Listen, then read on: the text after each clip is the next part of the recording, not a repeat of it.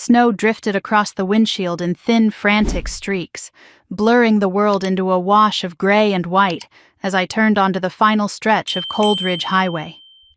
I had driven 5 hours through a winter storm for this. One more chance at Christmas. One more chance at belonging. My trunk was full of wrapped gifts, each chosen carefully, each one a small gesture toward a family that had always kept me just outside the inner circle. I told myself this year might be different. I told myself Sienna would smile when she opened the necklace I'd picked for her, that Mom would love the cashmere scarf, that Dad might finally soften even for a moment.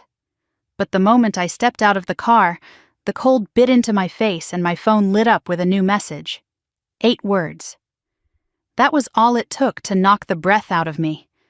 Don't come inside. This year is just for immediate family. Sienna. Immediate family. As if I hadn't been born here. As if I'd been a visitor in my own life. I looked up at the glowing windows of the Langford house, golden and warm through the falling snow. The dining room was bright, the long table already set. I could see silhouettes moving inside, my mom smoothing the table runner, my dad adjusting his tie, Sienna brushing a hand through her perfect hair.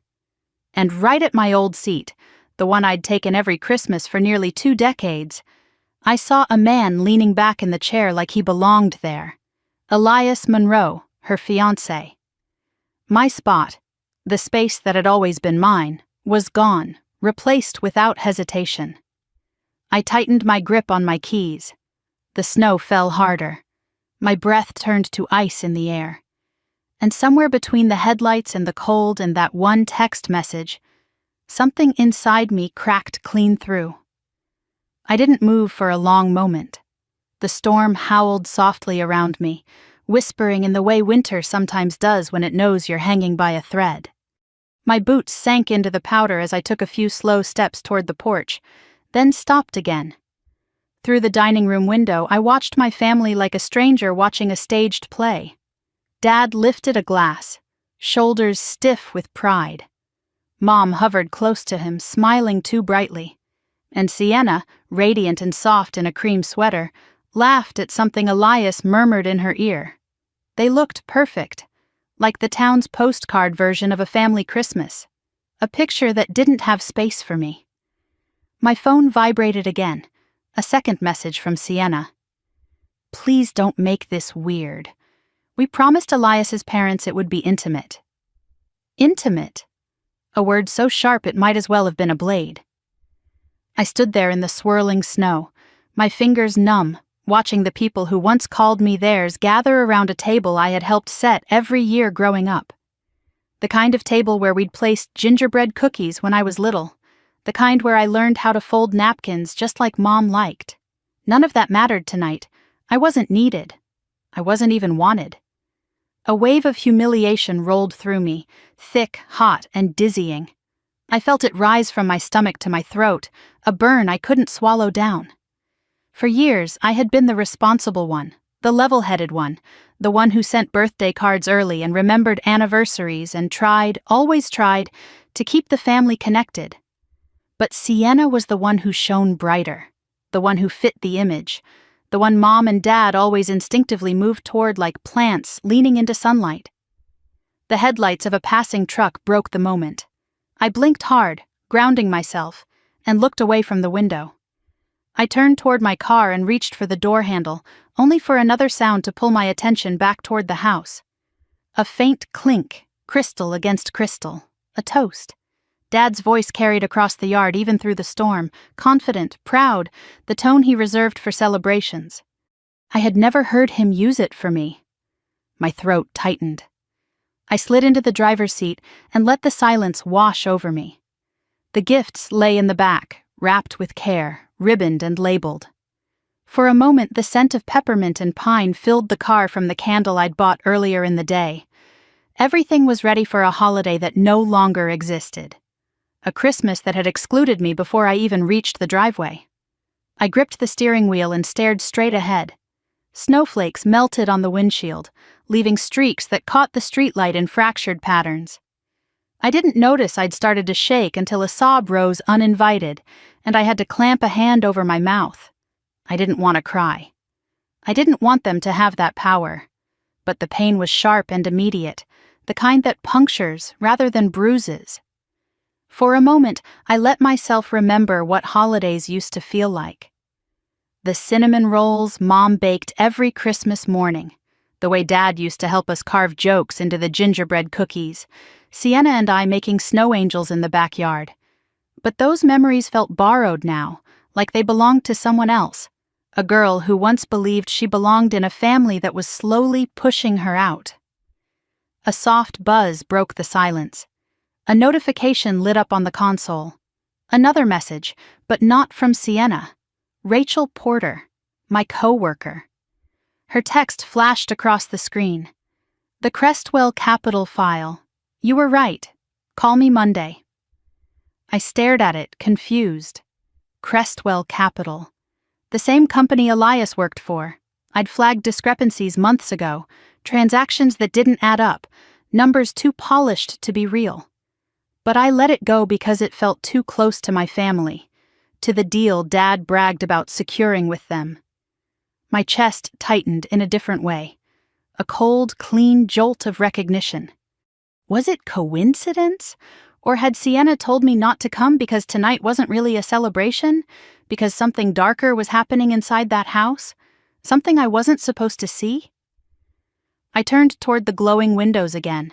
The room was bright, almost too bright, as if they were all performing for someone. Dad raised a glass.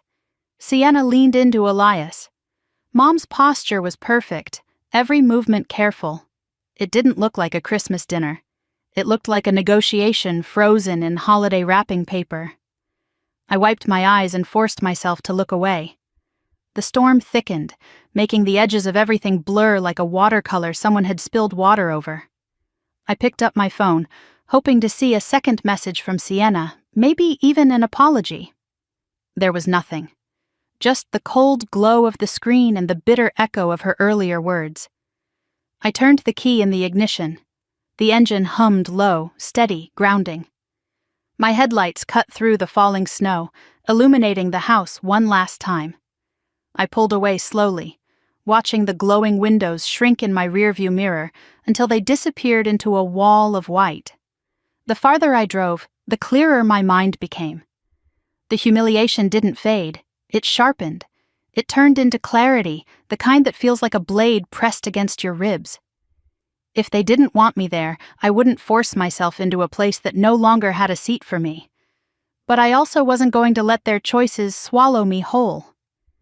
My car rolled past the final curve of Cedar Ridge Road, and for the first time all night, the storm eased. The world ahead was still dark, but it was open, wide, waiting. And somewhere between the anger, the grief, and the truth settling into my bones, one realization rose clean and undeniable. They hadn't forgotten me. They had erased me. And I wasn't going to let that be the end of my story. I drove until the house and its golden lights were nothing but a memory behind me, and the long black road ahead felt like the only honest path I had left. The snow thickened so fast it turned the world into a moving blur, swallowing the road and the edges of every passing tree. I gripped the wheel tighter than I meant to, trying to steady my breath and the shaking that had nothing to do with the cold. Sienna's message kept replaying in my head like someone pressing rewind over and over. It's just immediate family this year. A sentence so short, so clean, so deliberate that it sliced right through me. My headlights carved pale tunnels through the storm, and every mile felt like another piece of something warm inside me cracking off. Immediate family. As if I hadn't spent Christmases in that same living room since I could walk. As if I hadn't held Sienna's hand the night she was scared Santa would forget our street. As if I hadn't been there for every crisis, every birthday, every time Dad's temper made her cry. And now I was just... what? An optional extra? A seasonal guest? A name that didn't fit the picture she wanted to paint? The betrayal hit deeper than I expected. I kept driving even though a part of me wanted to pull over and scream into the empty snowstorm. My phone buzzed again. For a moment I thought maybe Sienna had changed her mind. But no. It was Dad. Just saw your message. Roads are bad. Stay safe tonight. Stay safe. No invitation, no apology, no... Why aren't you here? Just stay safe. I put the phone face down and let the silence swallow me again. Mini hook. I didn't know yet that the next message I'd read that night would change everything. By the time I crossed the county line, the snow had shifted from harsh flakes to a kind of soft, floating mist, like the storm had exhausted itself all at once. I slowed down as the familiar lights of Coldridge appeared through the haze. A normal person might have driven home, crawled into bed, wrapped themselves in blankets, and avoided thinking about family for the rest of the night. But I wasn't built that way. Pain didn't make me retreat. It made me sharpen. And I wanted answers. Instead of turning toward my apartment, I pulled into a dimly lit gas station. The place was dead quiet, just a single pickup truck idling at the far pump with no driver in sight. I parked under a flickering light and let the silence settle for a moment. Then I picked up my phone. The lock screen glowed with notifications, none from Sienna, none from Dad. But there was one from an unknown number. I frowned and tapped it open. You don't know what you're walking into. I stared at the words, my pulse spiking. It felt like ice water poured down my back. The message had been sent 20 minutes earlier, right after Sienna told me to stay away. Who was this? What did they know? What was I walking into? The gas station heater hummed softly behind me, but I barely heard it. With my fingers cold and trembling, I opened my laptop. I didn't know what I was looking for at first. Something to anchor myself, or maybe something to distract me from the ache in my chest. Instead, I found the spark. I logged into the internal compliance database, more out of habit than intent. It was supposed to be a quick glance, a routine check. But when my dashboard loaded, the first thing I saw made my stomach drop. A flagged alert, something I hadn't seen before. Vendor variance detected. Crestwell Consulting, discrepancy exceeds threshold. I blinked. Crestwell. My family's miracle partner. The same financial group Dad had bragged about for months. The same one Sienna's fiancé Elias worked for. The same one I'd already had a bad feeling about but kept to myself to avoid another family fight. I clicked the alert. A cluster of invoices appeared, consulting fees, vendor contracts, restructuring payments. The numbers looked off. Too clean, too symmetrical, like someone had smoothed them down so well they no longer looked real. My breath caught. Someone had manipulated these, and not subtly. For a few seconds, all I could hear was the soft rattle of sleet on the car roof. Then I opened the oldest file and scrolled to the signatures. My heart stopped. 2 signatures sat at the bottom, Elias Ford, Marcus Langford, Dad and Elias, together. Except, Dad never signed anything electronically. He hated digital approvals. He refused to use DocuSign, always insisting on pen and paper. So this signature, this perfect digital copy of his name. This is fake, I whispered. The realization hit so fast I physically jerked. Someone had forged Dad's signature on a Crestwell contract, and whoever did it wanted Langford development tied to whatever Crestwell was doing. But why? A noise startled me. Boots crunching outside my car door. I snapped my head up, heart in my throat. The pickup truck engine had shut off. A tall figure was walking toward the small convenience store. Just a stranger. Just a man buying drinks. My pulse steadied. Mini hook. For a moment I wondered if I was losing my mind. But then the next file loaded, and everything got worse. I clicked another invoice. More discrepancies, more perfect forged signatures, more money flowing through Crestwell to dummy vendors, shell companies with names so generic they screamed fraud, Norcrest Advisors, Redwood Strategy Group, Enterprise One. I checked the addresses. 2 didn't exist. 1 belonged to a mailbox inside a UPS store. Someone at Crestwell had built a full laundering network, and they were using my father's company as a funnel. I leaned back in the seat, breath tight. How did Dad not see this? How did Sienna never question what her fiancé did for a living? How was I the only one seeing the cracks in the perfect image my family worshipped? The pain of being excluded from Christmas dinner was still raw, but something else rose above it now, something sharper, more urgent. They didn't leave me out because they forgot me. They left me out because something was happening behind those glowing windows that I wasn't supposed to see. My phone buzzed again. Unknown number. You should have stayed away. My stomach twisted. I typed back before I could stop myself. Who is this? No answer. I tried calling the number. Voicemail. No name. No clue. The message could have been a prank. Or a warning. Or worse. Someone inside Crestwell realizing I was sniffing too close to the truth. I stared at the snow collecting on the windshield. If someone was watching me, I couldn't see them.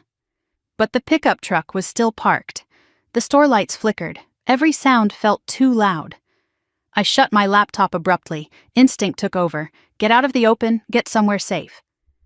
I turned the key and pulled back onto the road, heading not toward home, but deeper into town, toward my parents' street. I wasn't going inside, I just needed to see the house. When I reached Ashwood Lane, the storm had cleared enough for the Christmas lights to glow in neat rows along the rooftops. The Langford house stood bright and warm, the windows golden with firelight. And through the living room window, I saw them, Dad, Mom, Sienna, Elias, all sitting together around the table, laughing. My old seat, empty for years, was filled by him, the forge, the liar, the man whose signature sat on every dirty Crestwell document I'd just opened. I watched them raise glasses, watched Sienna lean into him the way she used to lean into me when she was little and scared of thunderstorms. For a moment I couldn't breathe, not because they excluded me, not because they replaced me, but because now I understood why. If I had been at that table, I might have noticed something. A detail, a slip, a look, a document sitting on a counter, a conversation too guarded. Excluding me wasn't an accident. It was a strategy. My phone buzzed. One new message. Dad, we miss you, kiddo. Merry Christmas. My vision blurred for a second. Not from tears, but from something colder. I turned off my engine and sat in the dark, watching light flicker across faces I used to trust. And somewhere between the ache in my chest and the anger digging into my ribs, something new settled inside me. Not rage, not heartbreak, clarity. This wasn't just a family betrayal. This was a setup, a cover, a crime. And if they thought pushing me away would keep me silent, they had underestimated me again. Because now I wasn't hurt, I was awake, and I wasn't walking away this time. The motel room smelled faintly of bleach and stale heat, the kind that clings to your clothes long after you leave. I didn't remember pulling into the lot or walking up the stairwell. My mind had been buzzing too loud, my chest too tight. Somehow I'd ended up here, staring at the beige walls like they might answer the questions unraveling in my head. I dropped my bag on the bed and pulled out my laptop again. The screen glow lit up the dim room, and with it, the dread I'd been holding back surged forward. I opened the same Crestwell files. The numbers stared back like an accusation. Someone forged Dad's signature, someone laundered money through shell vendors. Someone wanted the Langford name tied to all of it, and that someone was close enough to be sitting at my family's Christmas dinner. I took a shaky breath and opened a fresh document, something I never created unless I sensed danger. A risk log. I typed the first line. Potential financial misconduct. Crestwell, Langford Development Connection. Possible internal collaborator, Elias Ford. I sat back, staring at the screen. The words felt heavier than truth usually does. Mini hook. I didn't know that while I was typing those lines, someone else was already watching me type them. When my phone buzzed, the vibration felt sharp against the quiet. I grabbed it quickly, hoping, stupidly, it might be Dad or even Sienna trying to fix the disaster of the evening. But it was my colleague Nora. I heard about your dashboard flag. Did you trigger that manually? No, I hadn't. Which meant the system had popped the alert automatically. That only happened under one condition. The amount of money moving through a vendor exceeded the legal threshold. My pulse quickened. I typed back, I didn't trigger it. Can you check if the file was modified recently? Nora responded almost instantly. Modified at 7:42 p.m. Unknown user. right around the time I was sitting outside my parents' window watching them toast with Elias. I felt a cold prickling down the back of my neck. Someone had gone into those files minutes before I saw the alert. Someone inside Crestwell realized the numbers were about to become visible and tried to bury them. But they were sloppy. Sloppy enough that the system caught it, flagged it, and pushed it right to my dashboard. Good. Let them be sloppy. It made my job easier. I closed the chat and dug deeper. The more documents I opened, the clearer the pattern became. Crestwell moved money to Hartford Consulting, an entity with no employees, no office, no digital footprint. From there, money traveled to Langford Development through consulting fees, emergency restructuring, and asset reallocation. Fancy words for, we're using your company as a laundering chute. Dad wasn't a financial expert, he never pretended to be. He built his business with blueprints and calloused hands. He believed in people who shook his hand firmly and looked him in the eye. People like Elias. My jaw tightened. He trusted a man who could forge his signature with the same smooth precision he used to pour wine at Christmas dinner. The motel heater kicked on with a loud rattle. I rubbed my eyes and leaned back. Every part of me was tired, hurt, angry. But beneath all of that was something steadier, something sharper, resolve. Then my phone buzzed again, this time with a voicemail from Sienna. I hesitated before pressing play. Her voice came through shaky, hushed, panicked. "Where are you? Why didn't you come home? Elias said you left because you were upset. Mom's worried. Call back." She sounded clueless, blind, still buried in the world he'd created for her. I wanted to scream, "Shake yourself awake, Sienna." But her voice cracked at the end in a way that softened me. She didn't know she was part of something dangerous. She didn't know she'd been used. But she was going to learn. I saved the voicemail. Proof mattered now. Proof of who knew what and when.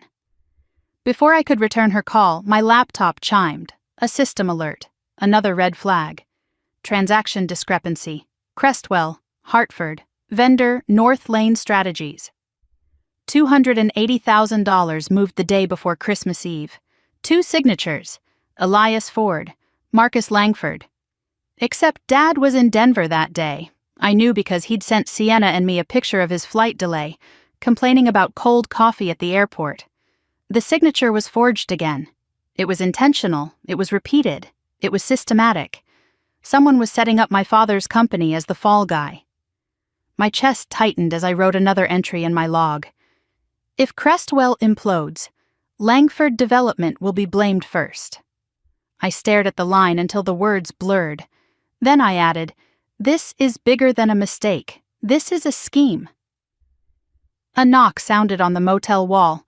Just the guest next door, maybe shifting furniture. But I jolted anyway. My nerves were shot. I needed air. I grabbed my coat and stepped outside.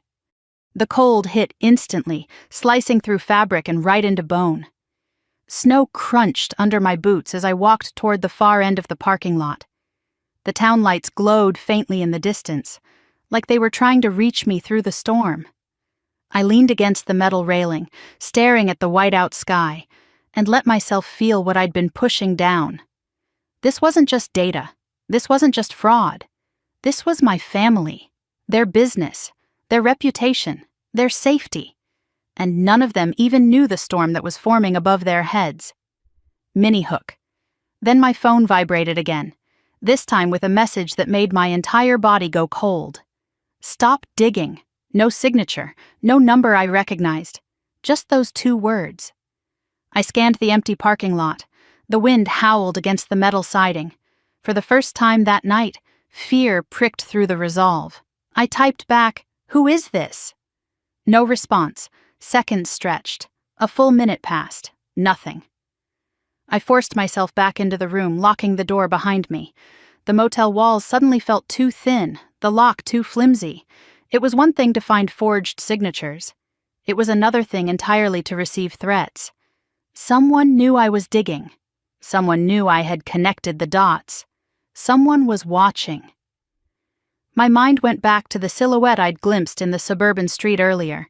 the faint glow of a cigarette near the row of pine trees across from my parents' house. I had dismissed it as nothing. Maybe it wasn't nothing. I sat down again, hands trembling, and opened my email. I typed fast. Subject: urgent. Need to review Crestwell files. Lisa, something is wrong. The vendor patterns, the signatures, the money flows. None of it lines up. It's worse than we thought. Call me first thing Monday. I hovered over send, then hit it before fear could stop me. It wasn't enough. I started downloading all the implicated documents, saving them to an encrypted flash drive. Then I printed the top 3 files, the ones with Dad's pasted signatures, and slid them into the folder I kept for urgent field cases. Not because I wanted to show him tonight, but because if something happened to my laptop, I needed physical proof. The heater rattled on again. It was almost midnight. Snow piled against the window. The storm raged, but inside my thoughts were clearer than ever. This wasn't an accident. This wasn't a misunderstanding. This wasn't a harmless corporate shortcut. This was deliberate, organized, concealed, and my family was in the middle of it. I lay down for a moment, fully clothed, folder resting on my chest, laptop open beside me. The motel pillow smelled like detergent and other people's memories. I stared at the ceiling until the cracks in the plaster blurred. Eventually, exhaustion dragged me under. But the resolve stayed wide awake, because I knew what tomorrow demanded. I had to confront them, not with anger, not with tears, but with truth. And when the truth hit the Langford house, Christmas would never look the same again. Morning came too fast, a thin gray line slipping through the motel curtains and dragging me awake long before my body was ready. I sat up, still wearing yesterday's clothes, the folder of printed files resting on the nightstand like a silent witness. My neck ached, my eyes burned, and my mind snapped back into motion before I even swallowed my first breath. Today, I wasn't running from the truth. I was walking straight into it. I splashed cold water on my face in the tiny motel bathroom, brushed my hair into something passable, grabbed my laptop, and headed out. A thin layer of snow covered my car, clean and untouched. No footprints near it. That was good. Or maybe bad. I couldn't tell anymore. The road into downtown Denver was nearly empty. Christmas morning always made the city look abandoned, like a set after the actors had left. The silence pressed around me, but inside my chest, everything hummed with tension. By the time I reached the office building, most of the lights were off except for the emergency fixtures casting long shadows across the lobby. I scanned my badge. The lock clicked. I stepped inside. My heels echoed off the tile floor as I made my way to the elevator. The building felt cavernous, like the walls were holding their breath. I rode up to the 9th floor alone. As the elevator doors opened, the familiar smell of printer ink and old carpet hit me, and for the first time, my office didn't feel like a place of work. It felt like a crime scene. I made my way to my desk and powered on my computer. The glow of the monitor illuminated the darkness around me, and I began pulling up the files again, this time with more purpose, more detail, more precision. Every number mattered, every signature mattered, every timestamp. As the documents loaded, I was struck by how neatly the fraud had been engineered. Crestwell had buried their scheme under legitimate bills, clean audits, and tidy consulting write-offs. It was brilliant in a horrifying way, but nothing stays invisible forever. Mini hook. And today, I found the first crack in the wall. A notification pinged, an internal message from IT security, unusual access detected from external location. Review required. My breath hitched. External location? Last night?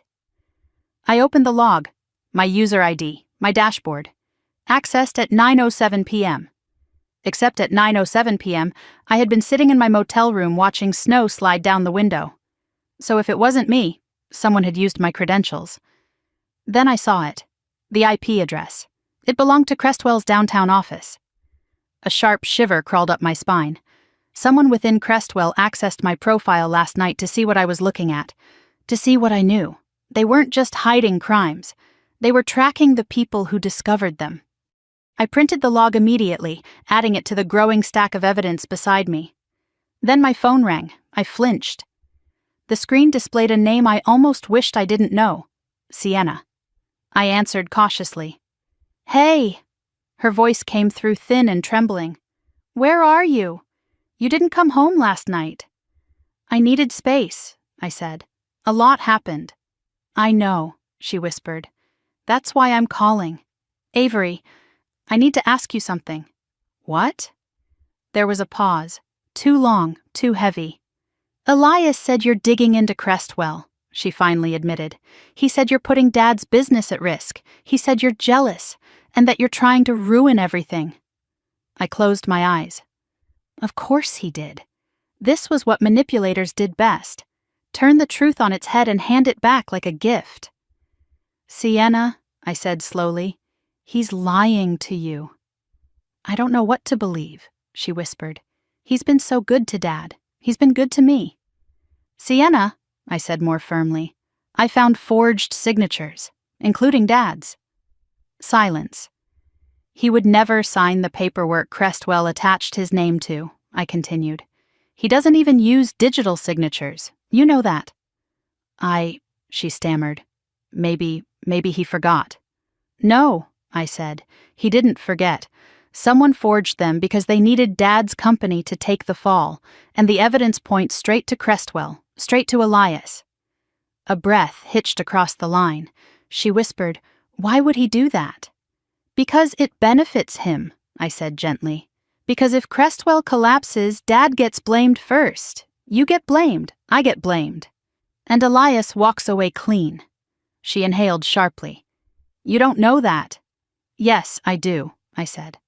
"I have the files, and I have proof Crestwell accessed my profile last night to see what I'd uncovered." Sienna didn't respond. I could hear the war inside her, the man she loved versus the truth she didn't want to face. I let her sit with it. After what felt like minutes, she finally spoke. "I'll talk to him," she said. "No," I started, but the line went dead. I lowered the phone slowly, dread settling deep in my ribs. If she confronted him without understanding how dangerous he was, she could make herself a target. Mini-hook. I didn't know then that she already was. I took a breath, refocused on my screen, and opened the last batch of ledger files, records Crestwell kept hidden behind encrypted access. It took me 3 tries to crack them open with my compliance override. When the files loaded, I understood why they tried to hide them. They weren't just laundering through shell vendors, they were moving money offshore, millions. Transactions routed through an intermediary bank in the Caymans, then to a holding company, then routed again into personal accounts. One name appeared over and over. Not Dad's, not mine, Elias Ford. There it was, black and white. The whole shape of the fraud laid bare. He'd used my father's company as a shield, then funneled the profits offshore. My hand trembled as I printed the documents. The folder on my desk thickened, evidence of crimes, lies, betrayals. Then footsteps echoed down the hallway. I straightened. No one else was supposed to be here today. The footsteps paused outside my office. "Avery!" The voice hit me like a jolt. "Dad." He stepped inside, looking exhausted, pale, confused. His coat hung open, his eyes shadowed. "What are you doing here?" I asked. "I went by your apartment," he said. "Then I drove past the motel. Your car was gone. I got worried." "Dad, you shouldn't be here," I said, standing quickly. "You need to go home." He shook his head. "Not until you tell me what's going on." I hesitated, then handed him the top page, the forged signature. He stared at it, at his name, at the date. A muscle in his jaw jumped. "I didn't sign this." "I know." He looked up at me. "Who did?" "Someone from Crestwell," I said. "Someone who wanted your company tied to their fraud."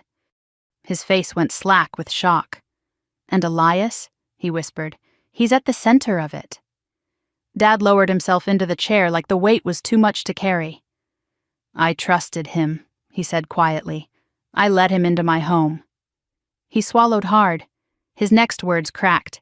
I let him into my family. I sat beside him. I know.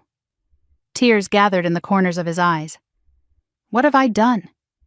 You were manipulated, I said softly, but now we fix it. He nodded shakily. What do we do first? Tell the truth, I said, to the people who can stop this. Before we could say anything else, my phone buzzed loudly on the desk. Unknown number. I stared at it, then answered. A male voice spoke on the other end, calm, cold, familiar. You're making a mistake. My blood ran cold. Elias. Dad stiffened. You shouldn't be at the office, Elias continued. That's dangerous. People might misunderstand your intentions. My voice hardened. I understand more than you think. A pause, the sound of a quiet breath. Avery, stop this, he said, before it's too late.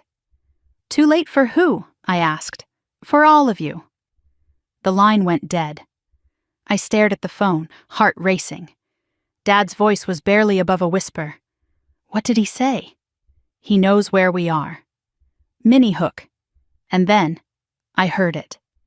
The elevator ding, light footsteps, a shadow crossing the frosted glass of the hallway. Someone was here, someone who shouldn't be. Dad stood, eyes wide, ready to protect me. I grabbed the folder of documents and whispered, We need to leave. Now. And as we stepped into the hallway, I realized something chilling. The elevator was still open, and the air smelled faintly like cologne. His cologne. The sky over Denver was still dim when I left my apartment the next morning, the clouds hanging low like thick gray wool. The city felt muted, the streets quiet under a thin crust of overnight snow. I held the USB drive in my coat pocket the entire walk from the building to my car, gripping it so tightly my fingers ached. It felt like carrying a secret that had weight, like a stone I couldn't set down. I drove with the heater on high, windows fogged at the corners, trying to steady the sound of my own heartbeat.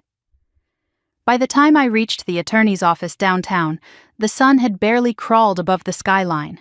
The building was tall and modern, its glass facade reflecting the gloomy weather back at itself. I parked in the underground garage, took a deep breath, and headed inside.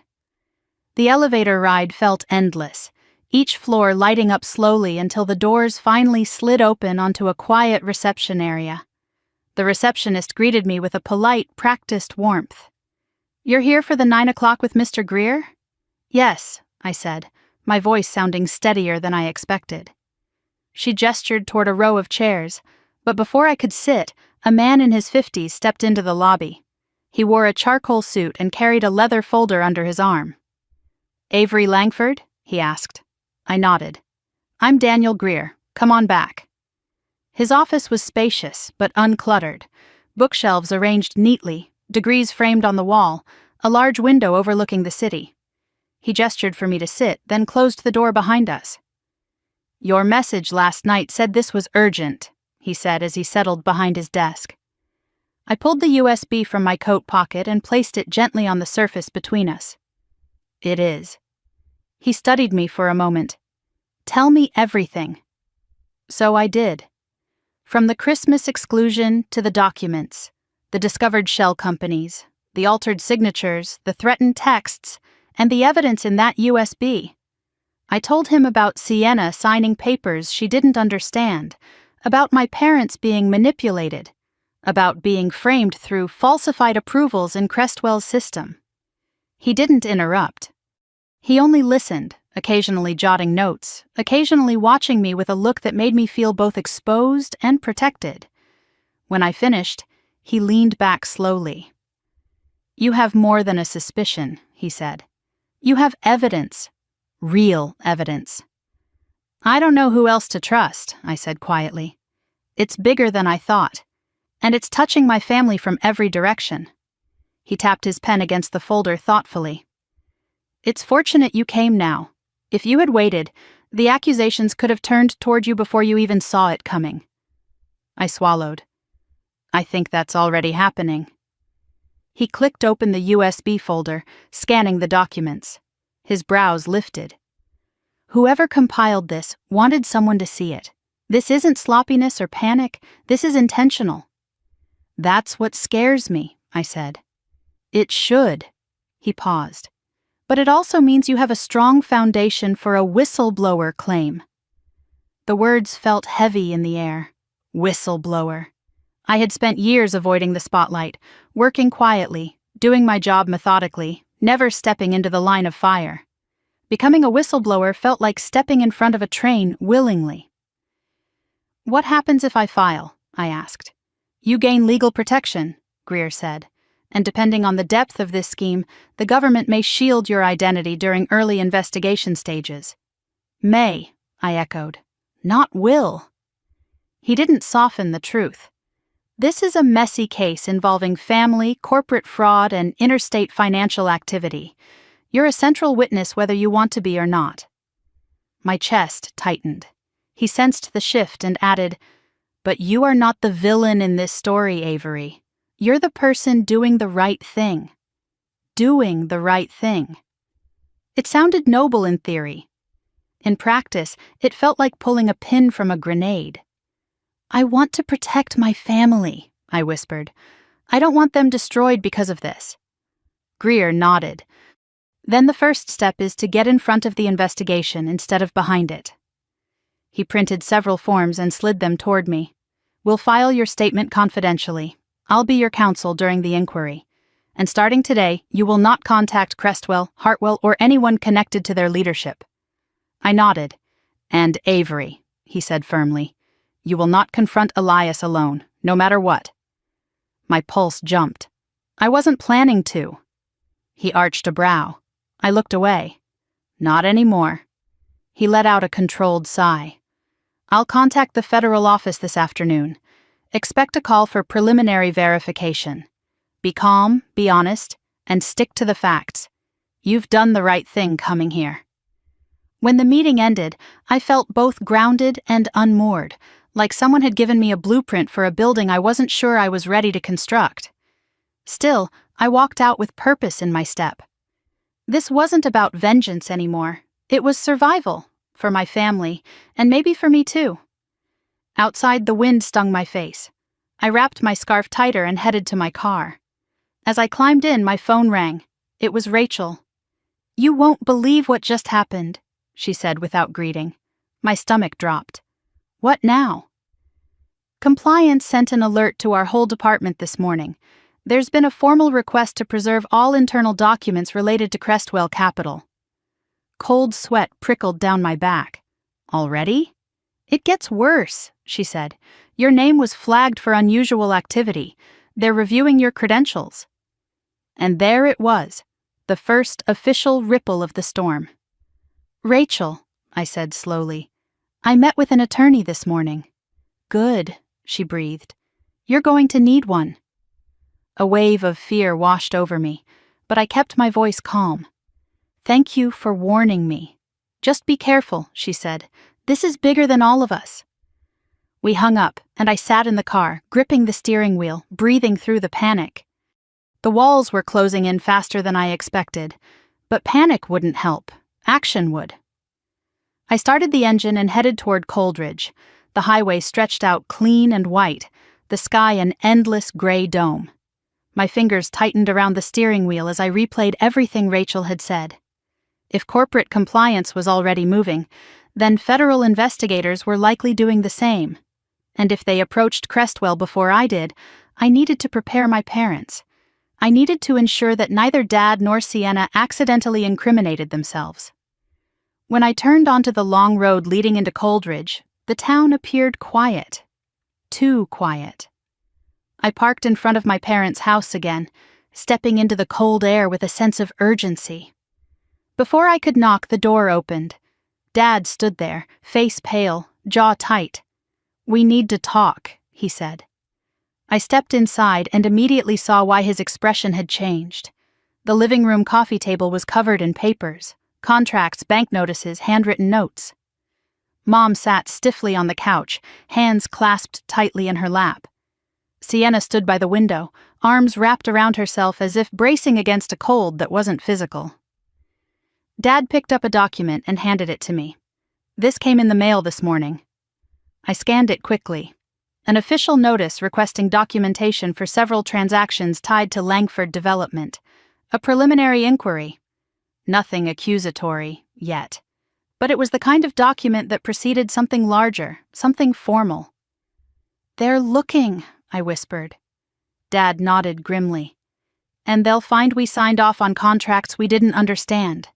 Mom's voice trembled. "We were trying to fix things. We thought we were doing the right thing." Sienna's eyes were red. "Avery, I didn't know it was fraud. I swear." I set the papers down and faced them. "It doesn't matter what you knew. What matters now is what you do next." Dad swallowed hard. "We'll cooperate." "You have to," I said, "and you need to stop trusting anything Elias ever told you." At the mention of his name, Mom flinched. Sienna looked away. Dad sat beside her and rubbed his temples. "I've called the board. We're freezing operations until further notice." That hit me harder than I expected. Langford Development had been in our family for decades. Seeing Dad say the words aloud felt like watching the foundation crack under his feet. "I met with an attorney this morning," I said gently. "He's filing a protected statement for me, and he's going to help us navigate what comes next." Dad nodded slowly. "Good," Mom whispered. Is it going to get worse?" I didn't lie. "Before it gets better? Yes." Silence settled over the room. Then Dad said something that made the breath catch in my throat. "Thank you, Avery, for not walking away." Mom looked at me with a softness I hadn't seen in years. Sienna walked over and slipped her hand into mine, squeezing once. I wanted to collapse from the weight of it all, but there was no time. "We need to gather everything," I said. "Every contract, every email, every message. The investigators will want it." Dad nodded and stood. "Then let's start." We spent the next 2 hours sorting through documents, old contracts, new ones, notices from Crestwell, email printouts, handwritten memos. The more we found, the more the picture clarified. Elias hadn't just manipulated them. He had used them as shields, as human camouflage for his operation, and he'd positioned them perfectly to take the fall when the walls finally closed in. When we reached a stack of documents tied to Hartwell, Mom froze. "I remember this," she whispered. "He asked me to sign something when your father wasn't home. He said it was a formality." Dad's fists clenched. "And you didn't tell me?" "He said it was confidential," she said softly. "He said he didn't want to worry you." He looked away, pain creasing his forehead. I touched Mom's hand. "It's not your fault. He knew what he was doing." Mom looked like she might break, but she didn't. She squared her shoulders instead. "How long do we have?" she asked. "Not long," I said. After hours of sorting, the dining table was covered with documents. Sienna finally sank onto the couch, exhausted. Dad placed his hands on the back of a chair, leaning into it. "What now?" "Now," I said, "we wait for the investigators to call." Sienna's voice cracked. "I want this to be done." I sat beside her. "It will be, eventually, but we have to walk through it." "Together?" she asked. I nodded. "Yes, together." The wind rattled the window, snow drifting softly outside like a reminder that the world kept moving whether we were ready or not. As I stood to leave, Dad followed me to the door. He paused, then said quietly, "I'm proud of you." The words caught me off guard. I didn't cry, but I felt something inside me loosen, just slightly. When I stepped into the cold, I knew the storm had only begun. But for the first time, I wasn't facing it alone. Snow drifted in thin spirals across the road as I drove back to Denver, the sky sinking into a steel-gray dusk. The day had stretched longer than it should have. Meetings, warnings, evidence piling higher than my nerves could handle. But I felt strangely steadier than I had in days. Every step forward was a step out of the dark, even if the path was jagged. And yet, as the city skyline came into view, a tightness returned to my chest. I knew what waited for me at home. I knew the investigation would escalate. I knew the storm was gathering speed. Still, I hadn't expected the message waiting on my phone when I walked into my apartment. It was from an unknown number. "We see you. Stop this now." The words were blunt, cold, and confident in a way that turned my stomach. Not threatening, promising. I set the phone down on the kitchen counter, resisting the urge to throw it. For a few long seconds, I just stood there, breathing, counting the beats in my chest until the sharp edge of fear dulled again. This wasn't new. Whoever was behind Crestwell had already sent warnings. But now that legal bodies were involved, whoever sent this was getting desperate. Good, I thought bitterly. Desperation meant cracks. I plugged in my laptop and logged back into our internal portal, searching for any sign that my credentials had been used again. There were no new flags, no suspicious logins, nothing to suggest someone had breached my account a second time. I leaned back in my chair, exhausted but alert. I had to walk carefully. One wrong move and this entire case could flip on me. One wrong assumption, and I'd be labeled a participant instead of a witness. The thought alone made my pulse quicken. A knock at the door jolted me upright. It wasn't loud, just 3 soft taps. But at this hour, it felt like a gunshot. I approached the door quietly and looked through the peephole. Relief washed through me when I saw Rachel standing there, bundled in her coat, her breath fogging in the hallway. I opened the door immediately. "Rach, what are you doing here?" She stepped inside quickly, glancing down the hallway before the door closed behind her. I didn't want to say this over the phone. My stomach tightened. What happened? She slipped off her gloves, avoiding my eyes. "There was a meeting this afternoon. Upper compliance. Legal was there. They didn't name you directly, but..." Her voice dropped. "Your manager pulled your access temporarily." I felt my body go still. "They suspended me?" "No," she said quickly. "Not formally, but they flagged your credentials and locked your login. They want to review activity." Which was corporate language for, "We don't trust you right now." "How many people know?" I asked. "Only a few," she said. "But rumors travel fast." My legs felt weak. I sank onto the edge of the couch. "They think I'm involved." "They're being cautious," Rachel said gently. "But yes, they're preparing for the worst-case scenario." Of course they were, and if I hadn't acted early, if I hadn't spoken to Greer or collected evidence, this could have spiraled into career-ending damage before I even knew the scope. Rachel sat beside me.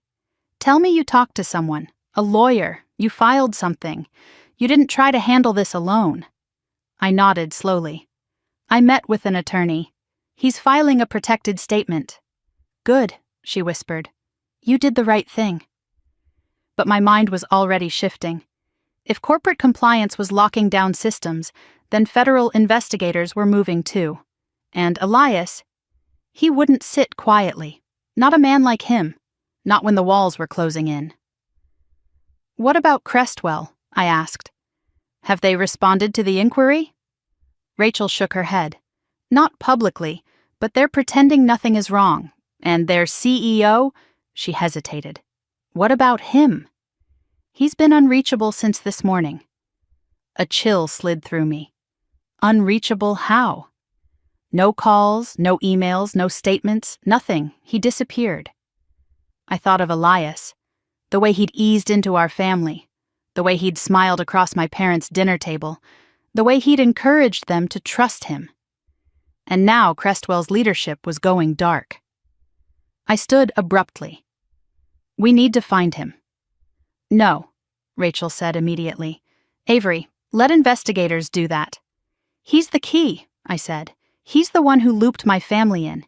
He's the reason compliance is targeting me. And he's the one who can bury us all if he isn't stopped." Rachel grabbed my arm, her grip firm. "You are not confronting him. I'm serious." I pulled free gently. "I'll be careful." That's what people say right before they disappear. I forced a small breath. "I won't disappear." She shook her head again, fear creeping into her eyes. "Let the process work, Avery. Let legal handle him." But legal didn't know my family. Legal didn't know the ways Elias moved, the way he chose his targets. Legal didn't know the kind of man he was beneath all the charm. I did. When Rachel finally left, I locked the door behind her and leaned against it, eyes closed. The apartment was quiet. Too quiet. My thoughts hummed loudly in the silence. I turned toward my laptop again, this time opening the secure drive where I'd saved the USB contents. There had to be something there, something that could tell me where Elias went, or what Crestwell was planning. I clicked into the Hartwell folder again. One file stood out, Hartwell vendor, timestamp log.pdf. I hadn't looked at it earlier. It was a long list of document submissions tied to the shell company. I scrolled. Most entries were from Crestwell employees, but one series of timestamps was different, clumped together around a single week 2 months ago. Entries full of errors and corrections. Entries with signatures that didn't match. Entries that had been forced into the system using override codes only a senior executive could access. Override codes. I froze. There was a name connected to the override request. Not Elias, another executive, someone higher, someone I didn't recognize immediately. I opened a second tab and looked him up. My blood ran cold. He was Crestwell's CFO, and he had resigned suddenly 3 weeks ago, citing health reasons. But the news articles now called it mysterious circumstances. A chill crept up my spine. Elias wasn't working alone. There was someone above him, someone running the financial architecture of the fraud. I closed the laptop slowly. This wasn't just a family scandal. It wasn't just my sister's fiancé being shady. This was organized, coordinated, a professional laundering pipeline. And for reasons I didn't yet understand, they had pulled Langford Development into it. My phone buzzed again. Another message. New number this time. You're making noise. That's dangerous. I stared at the words, my breath shallow. This wasn't the same tone as before. This was restrained, cold, strategic. Someone was monitoring my moves in real time. I blocked the number, took a screenshot for evidence, and shut off my phone completely. I needed to move, change environments, think clearly. So I grabbed my coat, my laptop, and the folder of printed documents I had collected from my parents' house. I headed downstairs to the car, scanning the garage instinctively. A black SUV was parked 2 spaces away. I knew it didn't belong to anyone in my building, and the engine was running. My pulse spiked. I walked calmly to my car, turned on the engine, drove out. I didn't look back until I was at the exit ramp. The SUV followed for 2 seconds, then turned the opposite direction. I didn't know if it meant anything. Maybe it was coincidence. Maybe not. I drove to a nearby coffee shop, one open late, one with cameras and crowds and noise. Safety in numbers. I ordered tea I didn't want and sat in the back where I could see the entrance. I opened my laptop again. I needed a plan, not reaction, strategy. I pulled up everything, the altered contracts, the offshore routing numbers, the fake vendors, the resigning CFO, the forged signatures, the text threats, the inquiry letters, the timeline of every suspicious transaction. All of it formed a pattern. But the center of the pattern was clearer than anything else. Elias. He wasn't the mastermind, but he was the bridge, the connection, the one who had pulled a vulnerable family into a fraud they didn't understand. My family. And if I didn't act fast, investigators would reach them first, and they would be unprotected. I dialed Mom from a secure call app. She answered immediately, voice trembling. "Avery, are you okay?" "I'm fine," I said softly. "But listen closely.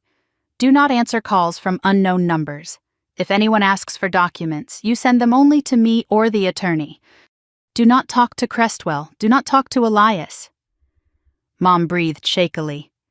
"Is it getting worse?" "It's getting real," I said, "and that means we need to be smarter." "Your father hasn't slept," she whispered. "He keeps pacing. He's scared." "I know," I said gently. "Tell him I'm working on it."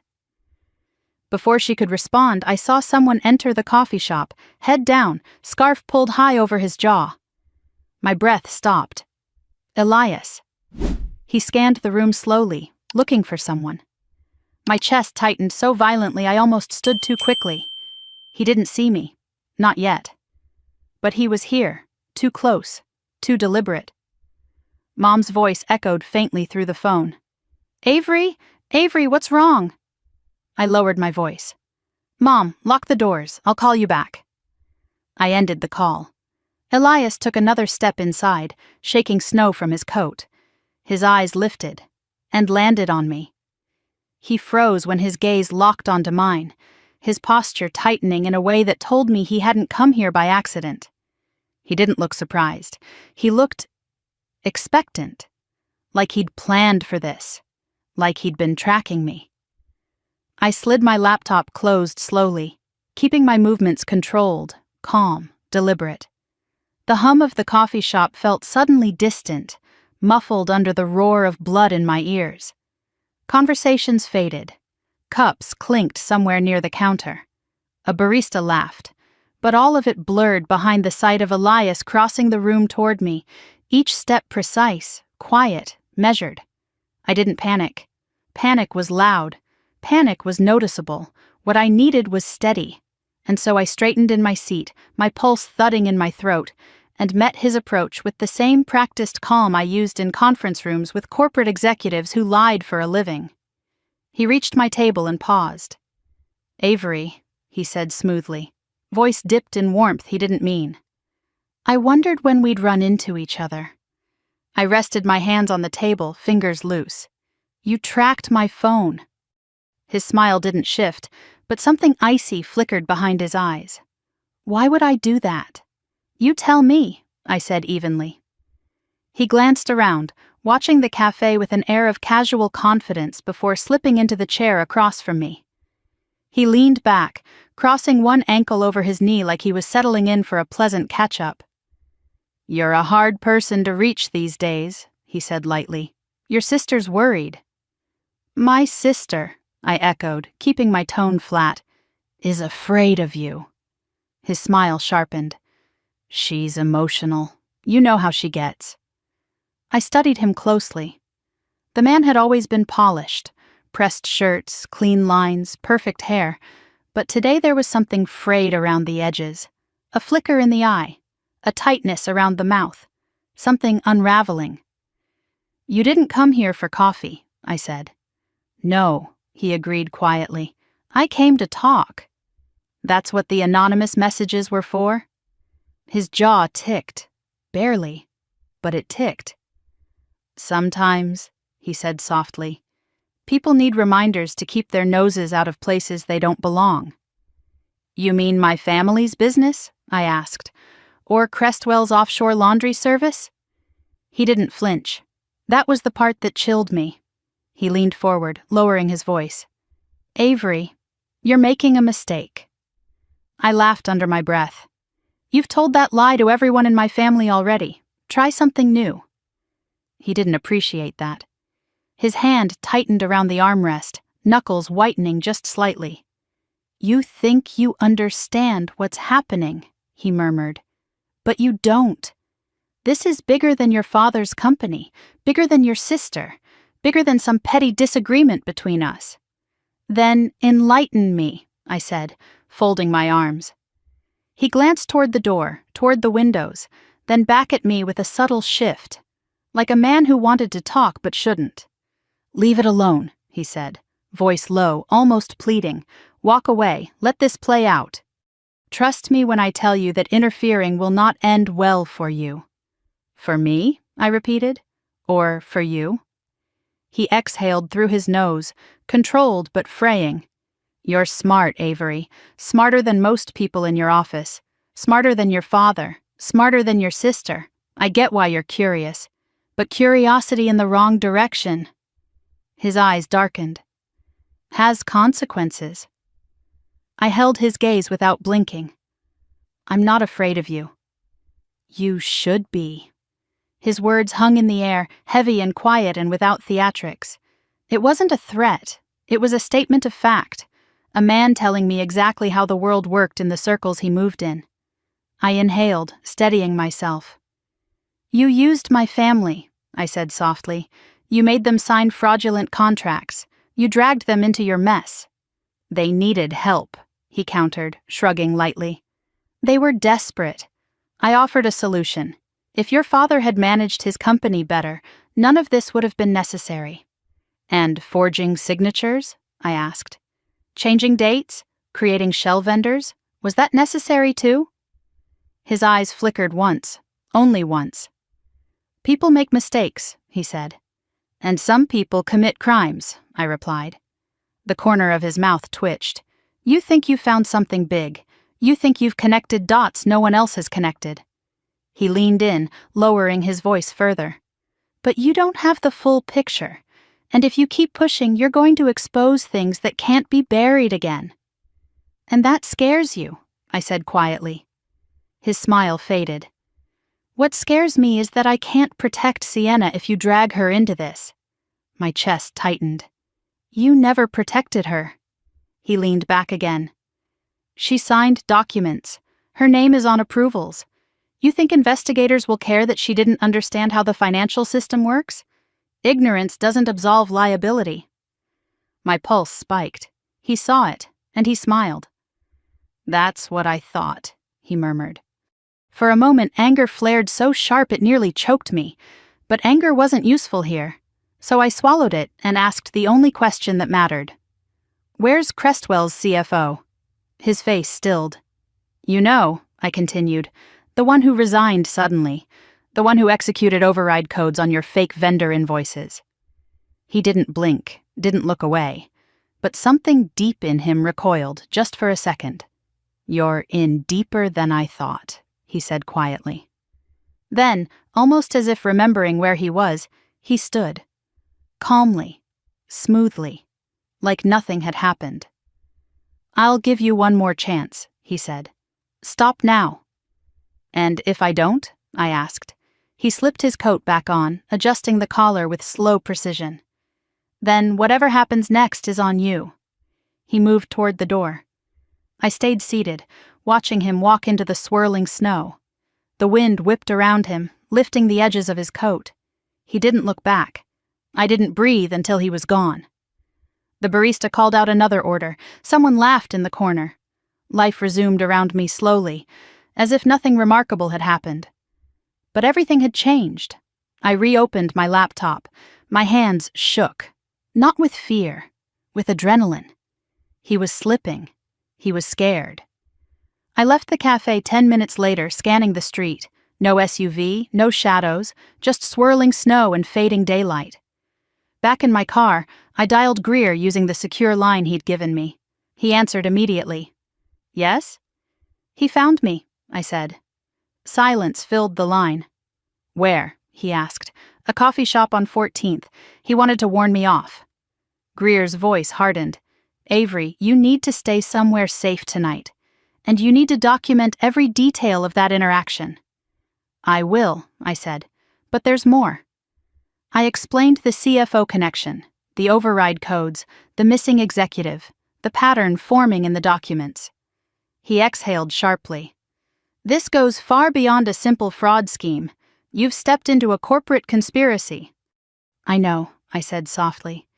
"You need to meet with the federal agents sooner than planned," he told me. "I'll push to expedite it." We hung up. My heart wouldn't slow.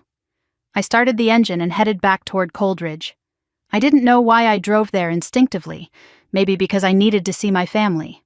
Maybe because I needed them to be safe. Maybe because distance made everything feel more fragile. When I reached my parents' street, I slowed. Their lights were on, and another car sat in the driveway. Not mine, not Dad's, not Sienna's. My breath caught in my throat. I parked across the street and stepped out quietly. The snow crunched beneath my boots. My breath fogged in the icy air. I scanned the house carefully. Through the front window, I saw my father pacing, my mother gripping a phone, Sienna sitting on the stairs, knees pulled to her chest, and standing in the doorway, a man in a dark coat. Not Elias. Someone older. Sterner. Someone who looked like he belonged in a boardroom rather than a family home. He turned slightly. I recognized him from Crestwell's website instantly. Crestwell's CFO. The missing one. The sick one. The man who had vanished. My blood froze.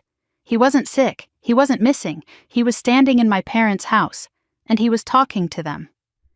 The man in the doorway had the composed stillness of someone used to negotiating in silence, not chaos. He stood with his back half-turned to the window, hands tucked into the pockets of a dark overcoat, his posture straight, deliberate, unreadable. My parents hovered nearby, tense as glass, and Sienna sat frozen on the stairs, knees against her chest, watching him like he was a storm that had blown through the front door. I stayed hidden in the shadows of the driveway, watching through the narrow slit between the curtains. His face came into clearer view when he shifted slightly, sharp jaw, silvering hair, an expression that was neither apologetic nor aggressive, simply calculating. Cold, detached, the kind of man who signed off on bad deals and never flinched when they ruined people. Crestwell's missing CFO. He wasn't missing. He was standing in my parents' living room like he had every right to be there. I moved swiftly back to my car and dialed Greer with trembling fingers. He answered on the second ring. "He's here," I whispered. "Who?" "The CFO," I said, voice barely audible. "At my parents' house." Greer cursed under his breath. "Avery, listen carefully. Do not go inside. Do not engage. Call your parents out, calmly. Get them outside if you can. If you can't, you stay put." "I can't just leave them in there with him."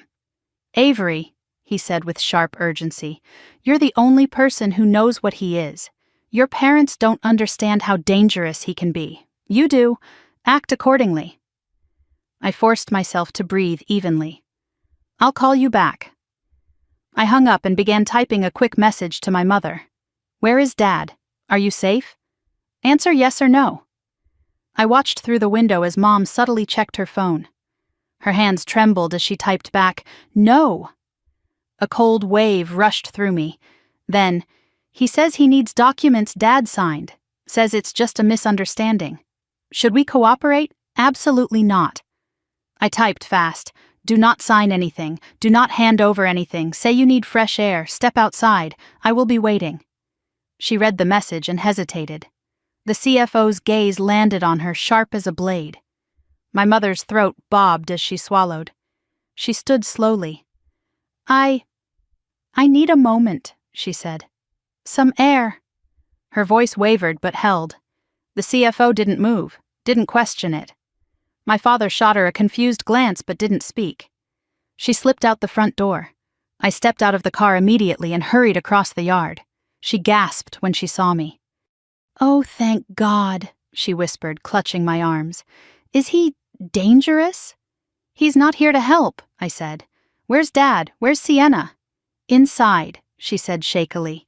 "He said he wanted to clarify some numbers from their partnership. Avery, the way he talked, so calm, so confident. I thought maybe we'd misunderstood." "You didn't misunderstand anything," I said. "He's here to protect himself, not you." She shivered violently, even though the cold wasn't that bitter. "I should get your father." "No," I said quickly. "You stay here. I'll get them." "No!" Mom whispered fiercely, gripping my sleeve. "Avery, you can't go in alone." But I already had my hand on the doorknob. Inside, the air felt heavier, denser, like the whole house was holding its breath. Dad stood stiffly near the armchair, jaw working, fists clenched at his sides. Sienna was still sitting on the stairs, pale and staring. The CFO turned as soon as I entered. "Avery," he said with the kind of smooth authority people spend years perfecting. "I've been wanting to speak with you." I closed the door behind me without looking away from him. "Funny, you vanished." "Health leave," he replied with a ghost of a smile. "Stress-related." I stepped forward. "So when did stress start looking like offshore transfers and override codes?" His smile didn't falter, but something in his eyes cooled. He tilted his head slightly, studying me the way a surgeon might study an incision site. "You're a clever woman," he said, "which is why I hoped we could speak privately. before this becomes more complicated than it needs to be. Where's Elias? I asked. A small pause. Working through a few logistical issues. A convenient term for fleeing. He didn't blink. He's safe. Safe, meaning protected, meaning hidden, meaning they were already preparing a defense. You shouldn't be here, Dad snapped, stepping between us in a sudden burst of protectiveness I hadn't seen in years. My daughter doesn't have to explain anything to you. The CFO's eyes flicked toward him, respectfully, almost politely, but with the subtle edge of someone who had already mapped out the man's weaknesses. Mr. Langford, he said calmly, I only need one thing, the original partnership contracts. Once I retrieve them, you'll be left out of the inquiry. I'll make sure of it. Dad stiffened. Why? The CFO offered a mild shrug. Because the narrative is changing, and if I have control of those documents, I can shape how this looks, for everyone involved. He was asking for access to evidence, so he could bury it, or rewrite it. Sienna's breath hitched. Dad, don't give him anything. Dad looked uncertain for the first time. But if it helps... It won't, I said sharply. He's not here to help you, Dad. He's here because the investigation is closing in.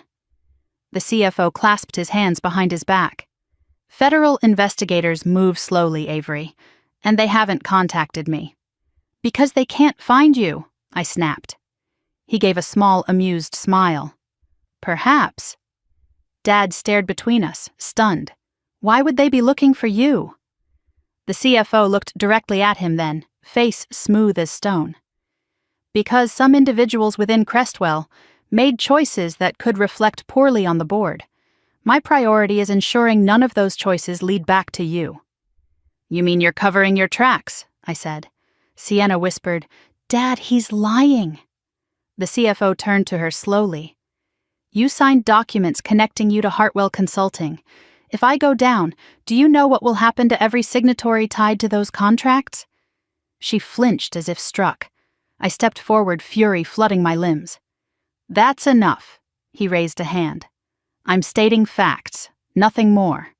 No, I said, voice low, steady, shaking with fury I'd held for days. You're threatening my family. He didn't deny it. He didn't apologize. He simply said, This is a business conversation. Not a personal one. Dad's voice cracked. My daughter is not collateral in your business. The CFO paused, then spoke softly, reasonably. Then give me the contracts.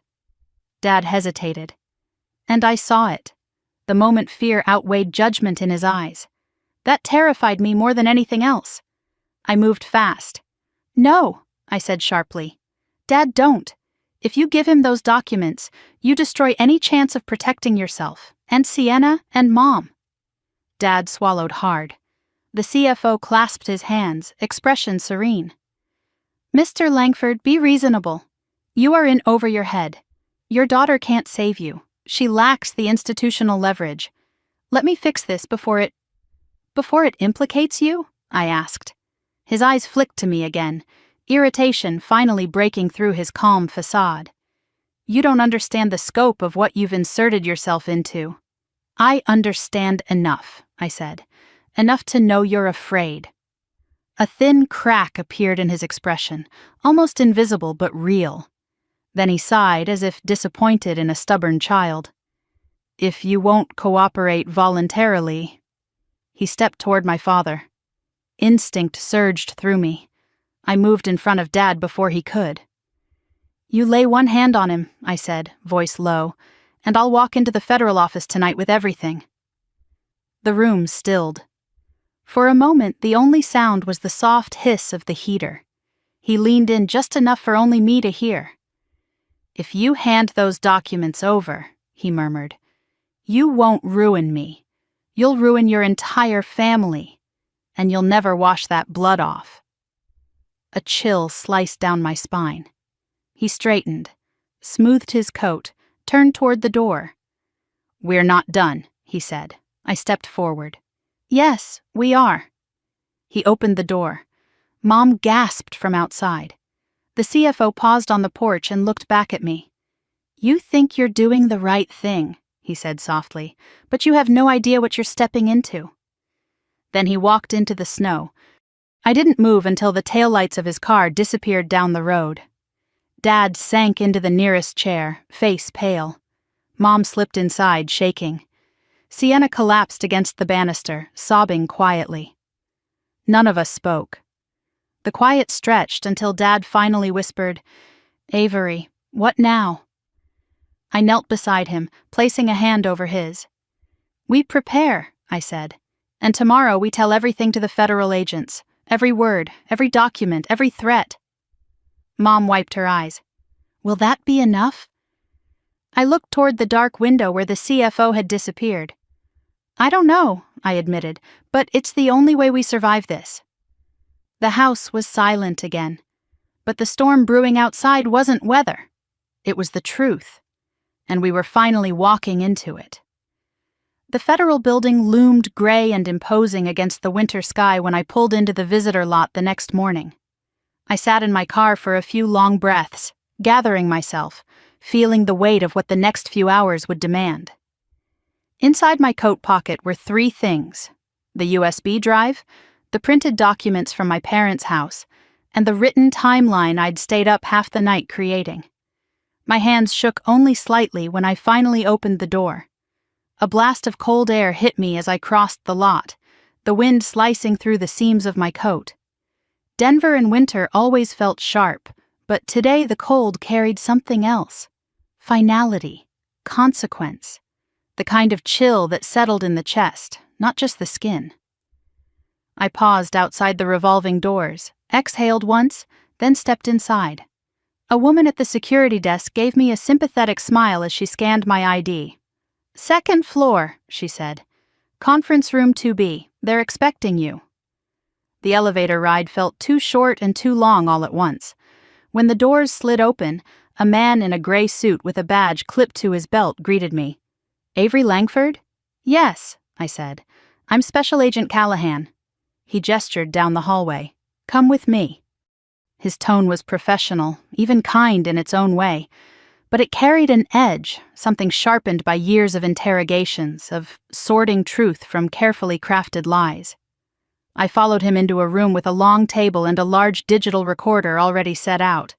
Another agent sat waiting, a woman with dark hair pulled tightly back, her expression unreadable. "Ms. Langford," she said, extending a hand. "Agent Ruiz, please have a seat." I sat. Agent Callahan clicked on the recorder, then nodded toward me.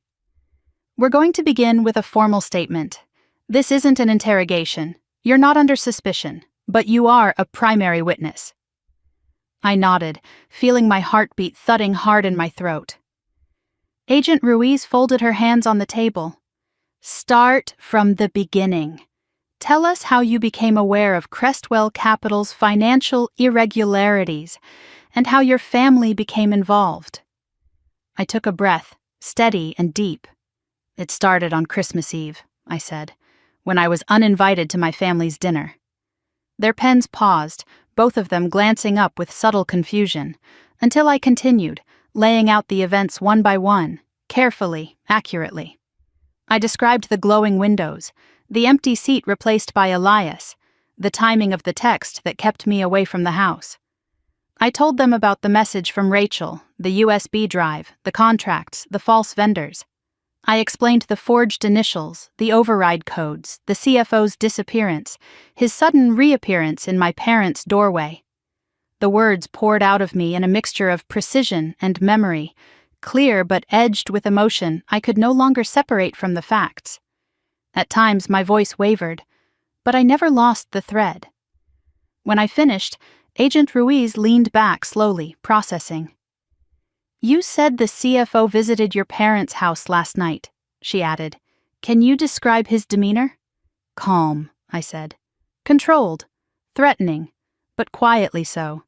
He asked for original contracts. He implied that if my family didn't hand them over, we'd be implicated alongside him." Callahan exchanged a look with Ruiz. "That tracks," he murmured. "With what?" I asked. Ruiz hesitated only a second. "We've been trying to locate him for a week. Officially, he's been unreachable, off the grid, but that's not uncommon when someone's preparing to negotiate a plea deal, or flee. A chill moved through me. He's dangerous. They didn't deny it. Ms. Langford, Ruiz said gently, we appreciate what you've brought us. But I need to be clear about something. I forced myself to hold her gaze. Okay. You're not just a witness. You are a whistleblower, and Crestwell won't let that go lightly. My pulse jumped. I don't want protection. I want action.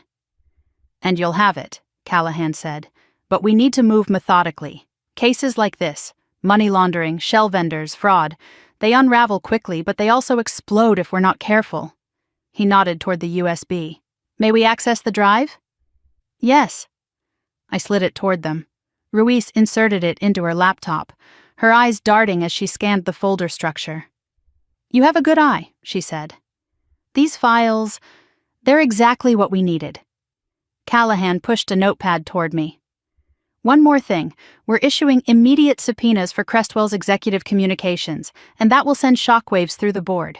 When that happens, you need to stay alert. We'll put surveillance on your parents' home if you request it. That's not necessary, I said automatically. Ruiz looked at me sharply. It is. My throat tightened. Callahan added, you and your family are in the blast radius of a crime we've been tracking for months. Let us protect you. I nodded, swallowing hard. Okay. The meeting stretched nearly 2 hours. Every detail mattered. Every inconsistency they flagged, I filled in with something my parents had told me, something Sienna had admitted between tears, something Elias had implied with a smile that had never quite reached his eyes. When the recording stopped and Callahan escorted me to the elevator, he said quietly, This won't be easy, Ms. Langford, but your statement may have just broken open a case that's been stalled. Something flickered in me, pride, maybe, or relief, but it was short-lived, because when I walked back into the parking garage, I saw the black SUV, 2 spaces from my car, engine running, windows tinted so dark they reflected only the concrete pillars around it. The same SUV I'd seen before. My breath caught. I scanned the rows, heart racing. A man stepped out from behind a pillar, too quickly. For a second I froze, but then I recognized him. Dad? I exhaled shakily. He hurried toward me. Avery, God, you're all right. He gripped my shoulders, eyes frantic. Your mother called. She said you were meeting with federal agents. I couldn't just sit at home. My knees nearly buckled with relief. What are you doing here? He shook his head. I need to be part of this. I need to understand what happens next. I glanced at the SUV. Is that... No, he said. It was here when I arrived. We both turned toward it, tension creeping across both our spines. The engine revved once. Then, slowly, deliberately, the SUV pulled out of the spot. It rolled past us, the windows still too dark to see inside. But as it neared the exit, the driver lowered the passenger side window just an inch, a hint of a silhouette, a hint of a chin, a hint of someone watching. Then the window went up again, and the SUV disappeared into daylight. Dad exhaled shakily. Do you think... I don't know, I said. But we're being watched. He ran a hand through his hair. This is bigger than I ever imagined. I know. And I'm scared, he admitted softly. Not of prison. Not of losing the company. His voice cracked. I'm scared of losing you. Something inside me broke open. Dad. He pulled me into a tight embrace, the kind he hadn't given me since I was a child. I'm proud of you, he whispered, for standing up when I didn't, for seeing what I refused to. I swallowed hard, blinking back tears. We're going to get through this. He nodded gratefully, stepping back. What now? I exhaled slowly. We wait for the agents to act. And we stay alert, especially for Elias. Dad's jaw tightened. If he comes near this family again, I placed a hand on his arm. Let the law handle him. Fine, he muttered. But if he hurts Sienna, he won't, I said quietly. But the truth was, I wasn't sure. Elias had looked fragile in the coffee shop, fraying. A cornered man with too much to lose was unpredictable, dangerous.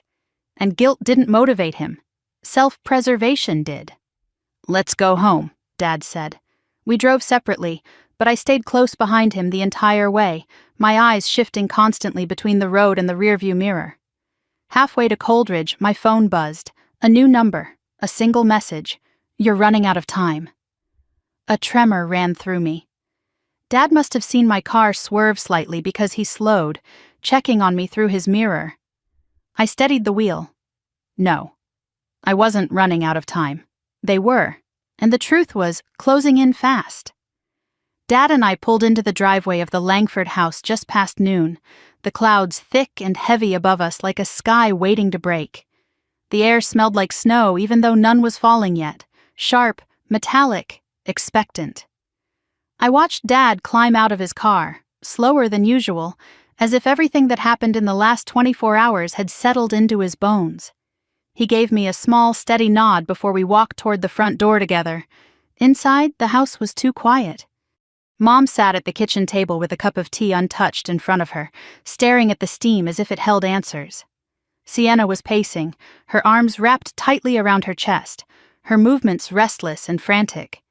When she saw us, she stopped abruptly. "Did you talk to them?" she asked. "The agents?" "Yes," I said. "They have everything now." Her face went pale. "What does that mean? Are they coming here? Are we suspects?" "No," I said softly. "We're witnesses.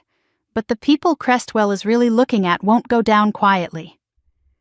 Sienna closed her eyes and sank onto the sofa. "I can't believe I let him manipulate me like that." "You weren't the only one," Dad said grimly. "He fooled me too." Mom set her cup down with a trembling hand. "What did the agents say?" "They're issuing subpoenas today," I said. "Crestwell's board will be notified within hours. The CFO won't be able to hide much longer." A flicker of fear crossed Mom's face. "And Elias?" I hesitated. "He's next." The house seemed to exhale at that, like every wall had been waiting for the truth. Dad stepped closer. "What should we do?" "For now," I said, "we stay home. The agents might call. They might need clarification. And you two shouldn't be anywhere people can corner you." Mom nodded quickly. Sienna curled her knees up to her chest.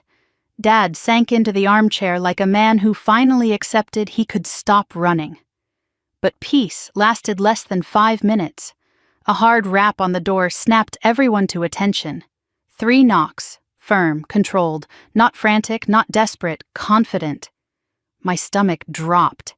Sienna whispered, "Is that—" "Stay here," I said. I moved toward the door, forcing my breath to stay even. I looked through the peephole, and ice crawled up my spine. Elias. He stood on the porch, coat dusted with snow, expression composed in a way that didn't match the panic he should have been feeling. His eyes were cold, focused, steady. Controlled in a way I hadn't seen before. "Avery, don't," Mom whispered behind me. "Don't open it." But I wasn't about to let him knock again and draw attention from the neighbors, or let him think he held any power here. I unlocked the door. Elias lifted his chin slightly. "We need to talk." "No," I said. "We don't." His gaze flicked past me. "Is your father home?" Dad stood behind me before I could stop him. "I am." Elias smiled faintly. "Then yes, we do need to talk." Dad stepped forward, but I blocked him with my arm. "You don't talk alone," I said. "If anything gets said, it gets said in front of everyone." Elias's smile didn't fade. "Fine." I stepped aside, not to welcome him, but to prevent him from forcing his way in. He walked inside slowly, as if scanning the living room for weaknesses, measuring our reactions, cataloging who was afraid and who wasn't. Mom hovered near the kitchen. Sienna remained frozen on the sofa. Dad stood tall but unsteady. Elias removed his gloves and placed them neatly in his coat pocket. "I'm sure you've all had a stressful few days." That's one way to put it, I said flatly. He tilted his head. I came to clarify a few things before rumors spiral out of control. Rumors like federal subpoenas? I asked. His jaw tightened for half a second. I heard about that. I'm sure you did, I said. He took a breath and turned toward my father. Marcus, you and I both know this situation has been blown out of proportion. Crestwell's restructuring was complex. I did everything I could to shield your company from the fallout. That hasn't changed. Dad stared at him coldly. You lied to me. You lied to my daughter. You used us. Elias's voice softened. I guided you through difficult choices. I helped you keep Langford Development afloat. You forged my name, Dad snapped. Elias didn't flinch. To protect you, to keep things moving. You panicked about the deadlines? I didn't sign anything with that offshore entity, Dad said. That's exactly why I did, Elias replied smoothly. To give you plausible deniability if anyone looked too closely. Every muscle in my body tightened.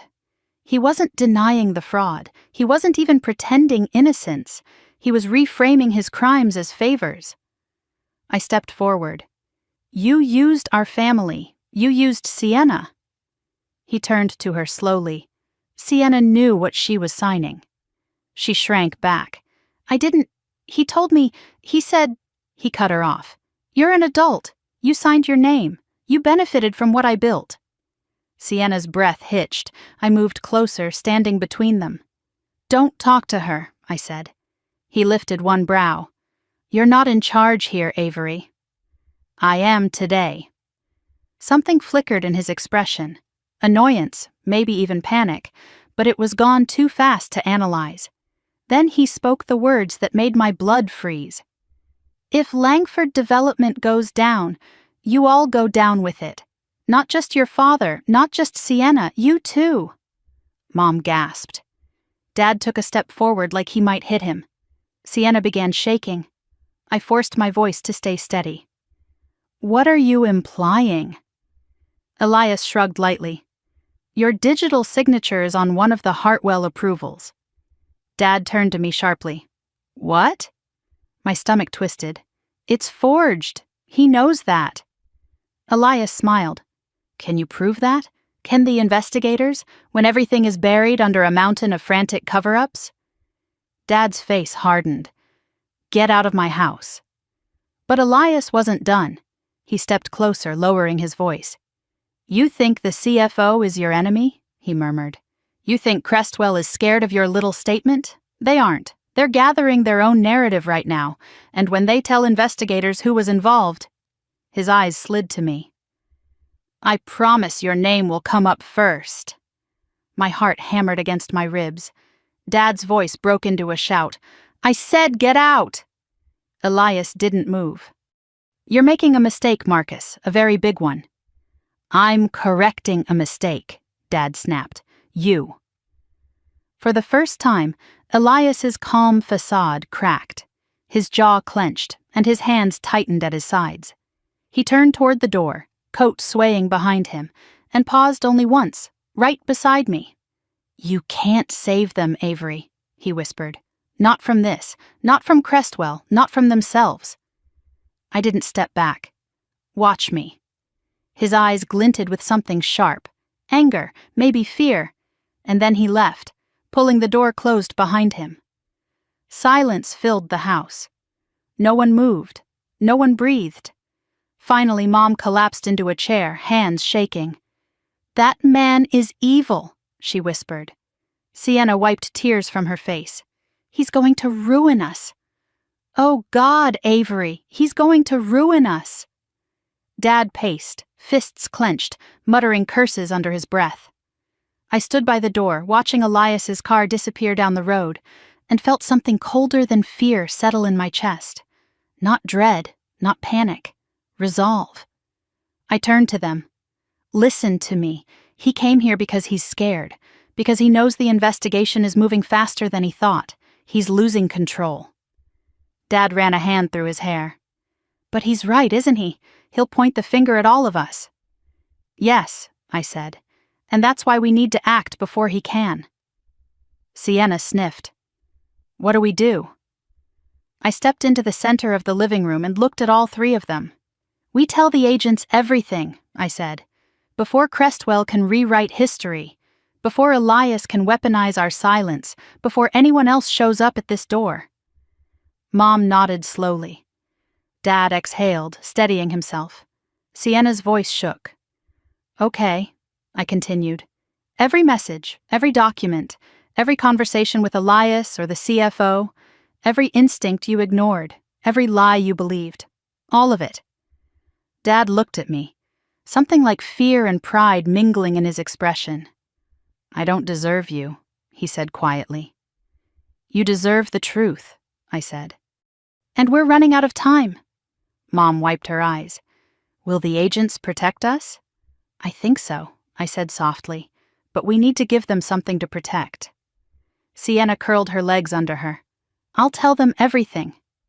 Dad nodded. "So will I."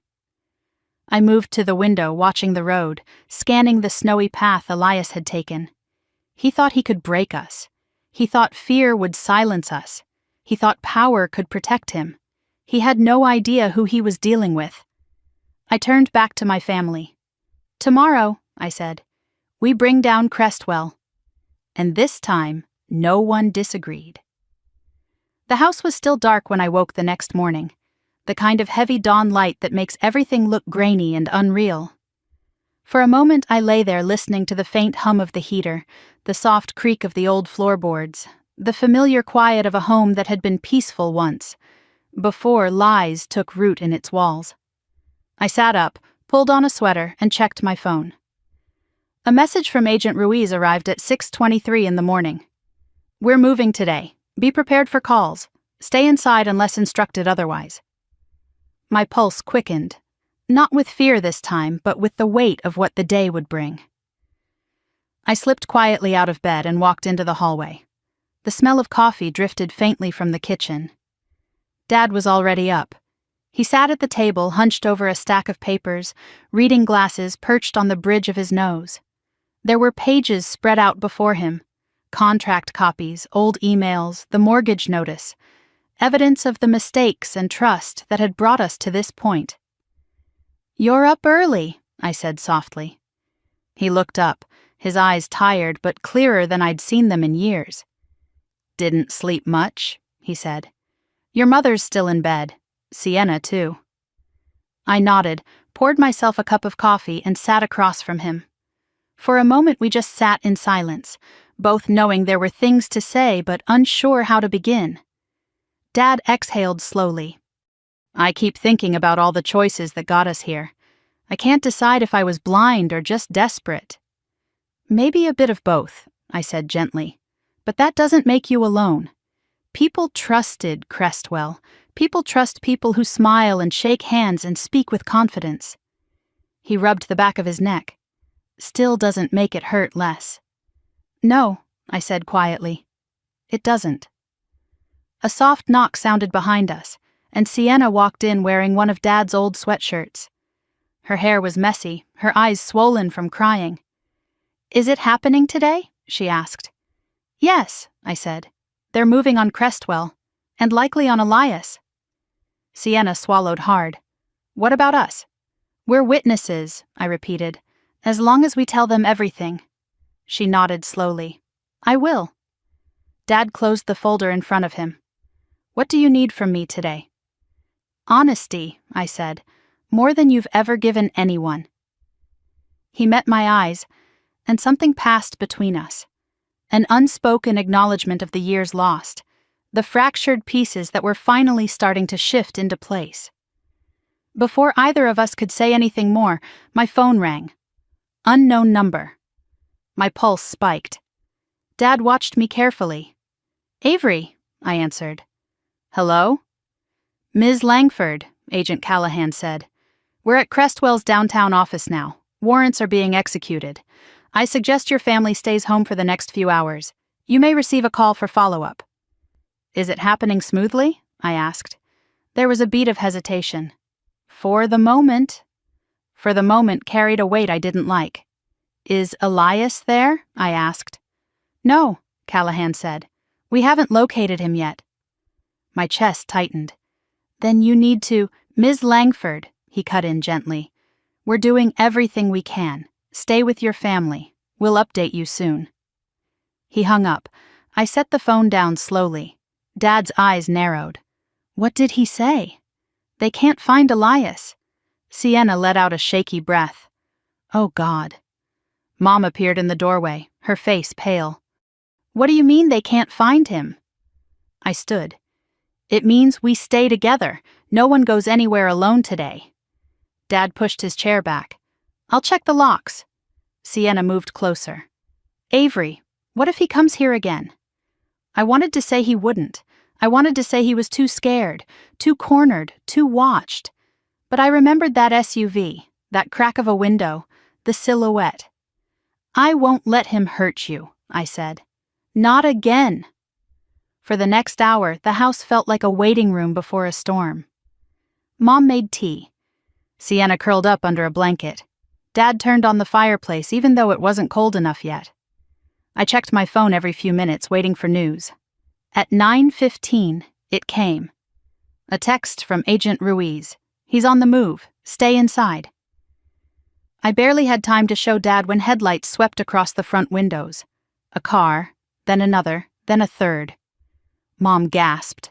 Dad stood up sharply. No, I said, they're unmarked. That's federal. A moment later, a firm knock rattled the front door. Dad opened it cautiously. 2 agents stood outside, Ruiz and Callahan. We need to secure your home, Callahan said calmly.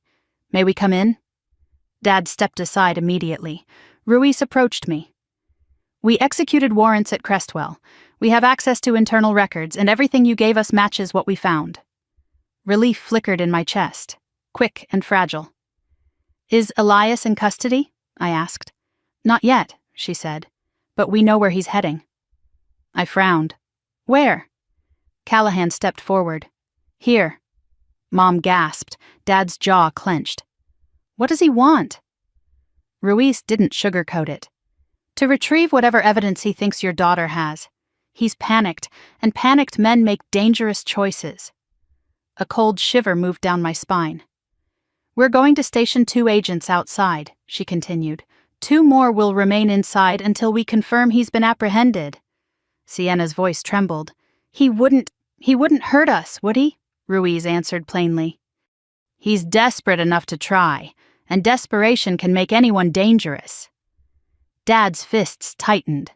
What do we do? Stay put, Callahan said. Stay together, and let us handle the rest. The agents took their positions. The house felt different instantly.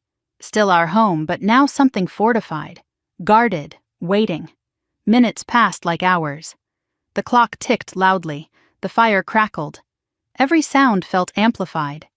Then Agent Ruiz's earpiece crackled faintly. Her posture straightened. He's close, she said.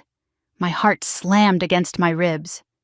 Sienna pressed closer to Mom. Dad stepped in front of them both. Callahan moved toward the front door and cracked it open an inch. Visual confirmed, he said. Silver sedan, 1 occupant, plates obscured. Ruiz lowered her voice. Advise backup, target approaching. I stood frozen, barely breathing. Outside, gravel crunched under tires. A car door slammed, footsteps approached the porch. Then, a sharp command from outside. Hands up, federal agents! A man's voice, panicked and sharp. Don't touch me! Don't you dare! There was a scuffle, boots pounding. Someone yelled, someone cursed. Something heavy hit the ground. The front door shook as a body thudded against it. Mom whimpered. Callahan raised a hand. Stay back. More shouting outside. Then, finally, suspect in custody. Repeat, Elias Ford is in custody. The tension in my chest snapped like a rope pulled too tight for too long.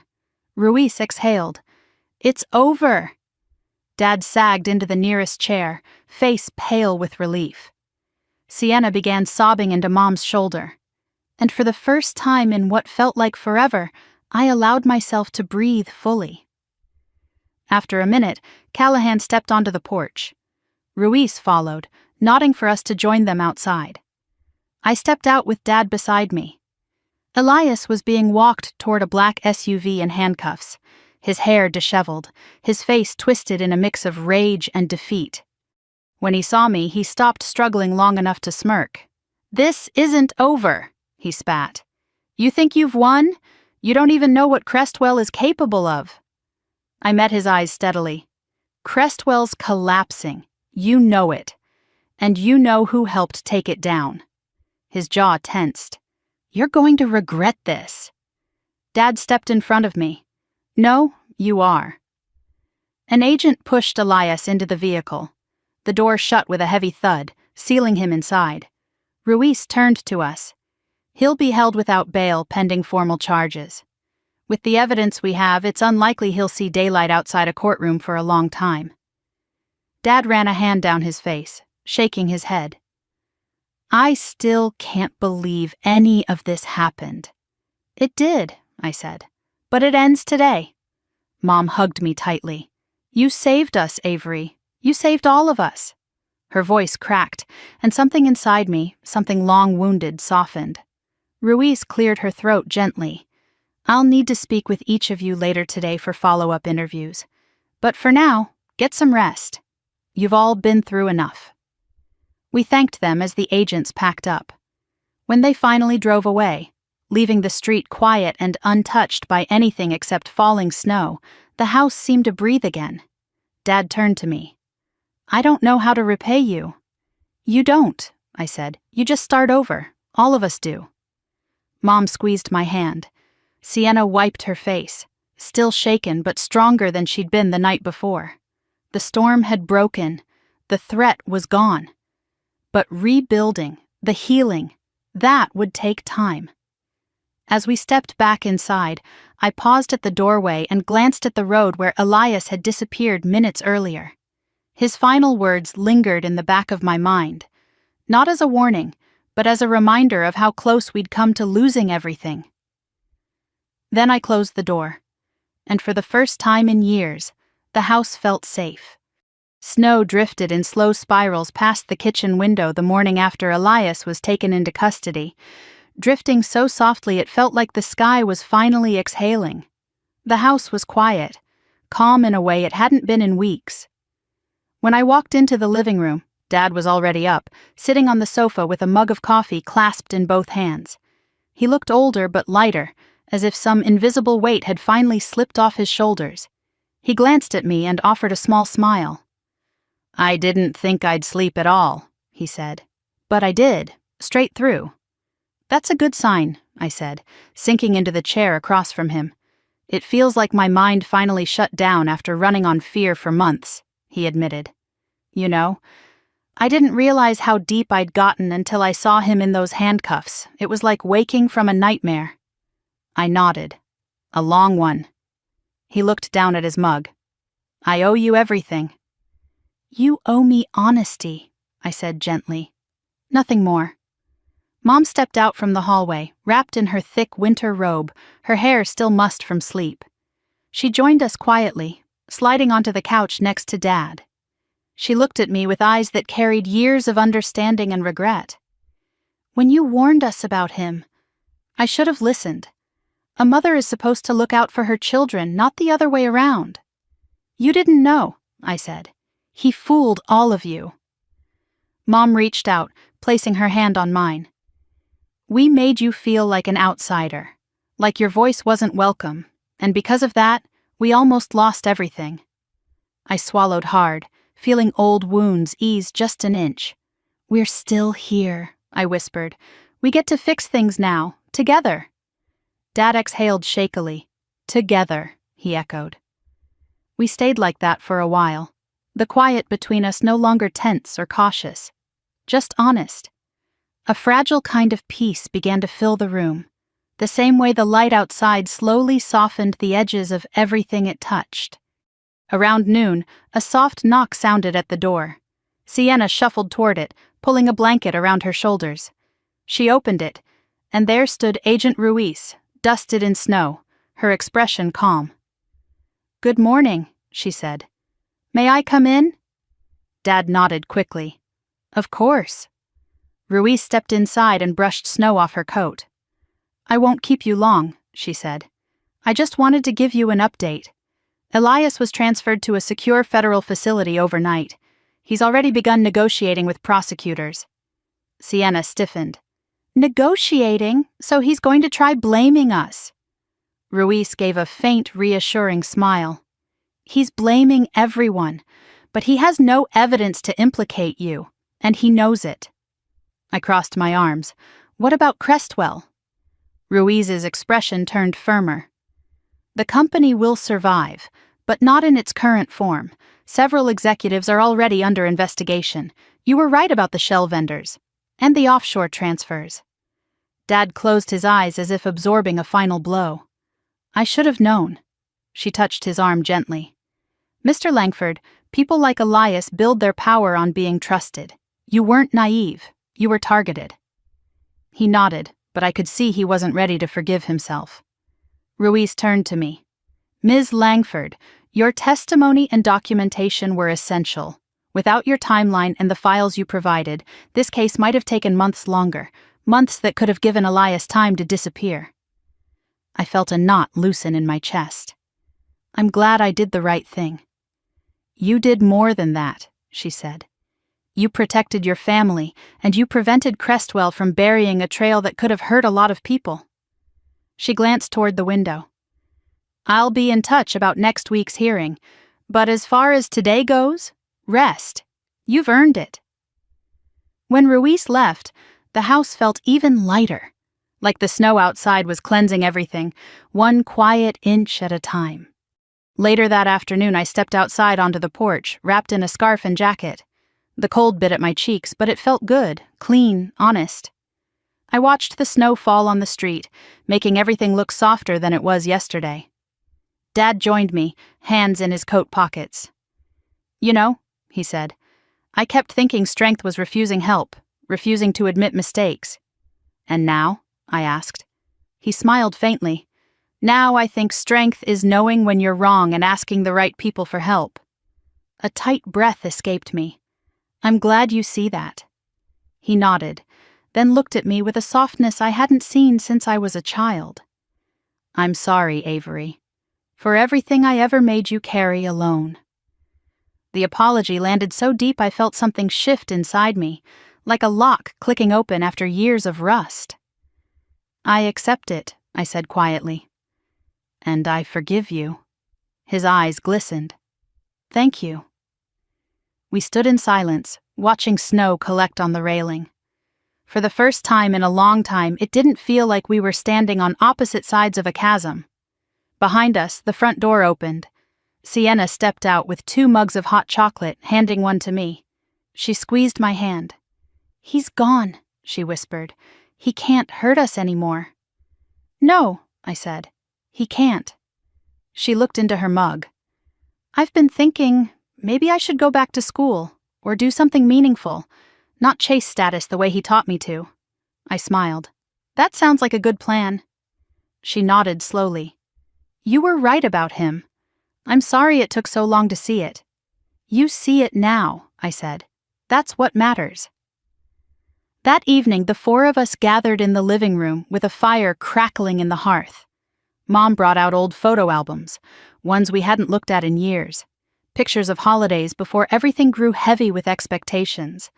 Pictures of lake trips, summer barbecues, first days of school. At one point, Dad handed me a small envelope. Inside was a deed. To the cabin, he said softly. It's yours now. It always should have been. A place to heal. A place to begin again. I felt tears burn behind my eyes. Thank you, I whispered. I don't know what to say. You don't need to say anything, he said.